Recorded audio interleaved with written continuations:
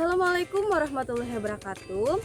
Perkenalkan, nama saya Selvi Aulia Rahmah dengan NIM 858307146. Saya mahasiswi Universitas Terbuka UPBJJ Banjarmasin, program studi PGSD. Pada video kali ini, saya akan memperagakan praktikum IPA yang berjudul Ciri-ciri Makhluk Hidup. Tujuan dari praktikum kali ini adalah untuk mengetahui ciri-ciri makhluk hidup yang ada di sekitar kita. Alat dan bahan yang saya gunakan cukup sederhana, yaitu sebuah alat tulis, tabel pengamatan, dan lingkungan sekitar seperti halaman, pekarangan, dan kebun yang akan menjadi tempat observasi. Langkah-langkah dari praktikum kali ini adalah sebagai berikut. Yang pertama, menyiapkan alat tulis dan tabel. Yang kedua, mengamati lingkungan sekitar. Yang ketiga, memilih 5 hewan dan 5 tumbuhan yang akan diamati. Yang keempat, mencatat hasil pengamatan dan mencekles pada tabel pengamatan. Dan yang terakhir adalah menyimpulkan hasil pengamatan. Baiklah, langsung saja kita mulai pengamatannya.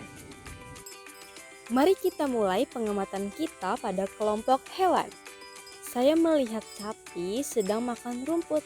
Sapi jelas bergerak aktif dan bereaksi jika didekati.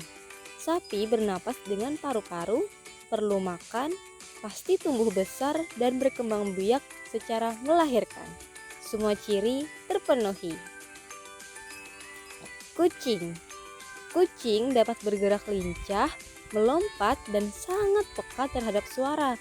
Kucing bernapas menggunakan paru-paru, perlu makan, ia pasti tumbuh besar dari anakan dan berkembang biak dengan cara melahirkan. Semua ciri terpenuhi.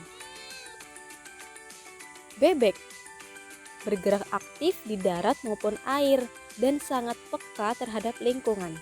Bebek bernapas dengan paru-paru, perlu makan, tumbuh dari itik hingga dewasa, dan berkembang biak dengan cara bertelur. Semua ciri terpenuhi. Kumbang bergerak merayap dan terbang, serta bereaksi pada bau makanan. Kumbang bernapas dengan trakea, perlu makan, tumbuh melalui metamorfosis, dan berkembang biak dengan cara bertelur. Semua ciri terpenuhi. Semut bergerak bergotong royong dan sangat peka terhadap bau makanan. Semut bernapas dengan trakea, perlu makan, tumbuh melalui metamorfosis, dan berkembang biak dengan cara bertelur.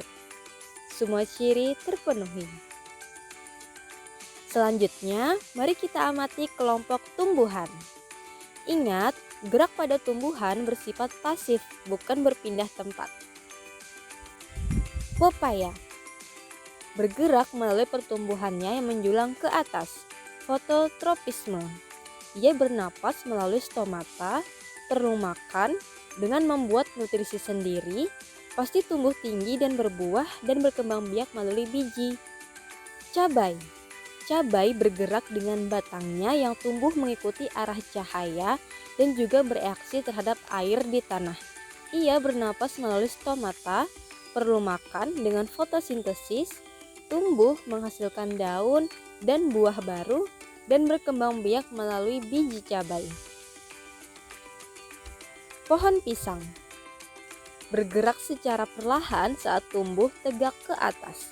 Ia bernapas melalui stomata dan lenticel, perlu makan dengan fotosintesis, tumbuh dengan batang semu yang tinggi, dan berkembang biak secara vegetatif dengan tunas.